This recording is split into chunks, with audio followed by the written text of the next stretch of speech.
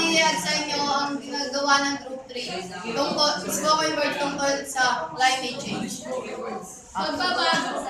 Parang kanina lang, tila ang hangin ay sinamig na parang may yelo ang katabi.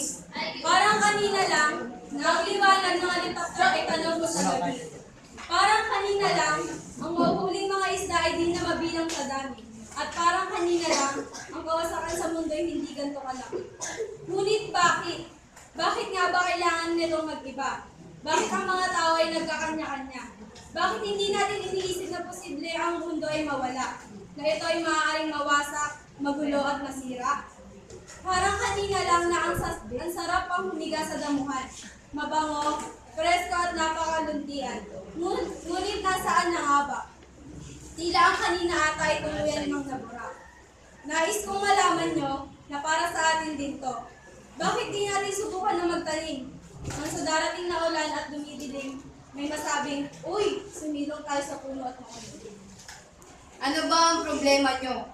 Bakit ba hindi kayo nakikinig? Pagod na ako sa ganito at sa ganyan. Ngunit hindi kayo naniniwala. Sinisira nyo ang kaligtasan ng ating lipunan. Ngunit hindi pa rin kayo nakikinig. Pagod na ako sa pakikipaglaban sa libo-libong tahanan na di man lang binibigyang pansin ang kaligtasan at kapayapaan.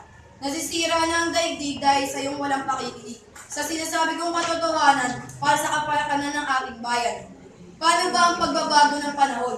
Panahon na kung saan wala nang mapuntahan.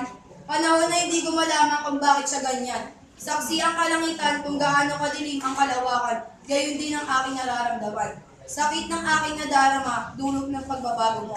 Isang unos at malaking agos. Agos na tinapos ang kulay ng buhay. Isang bangungot ang dumating nang nagbago ang lahat. Tila isang matinding pag-agos ng luha sa mata ng matanda at bata.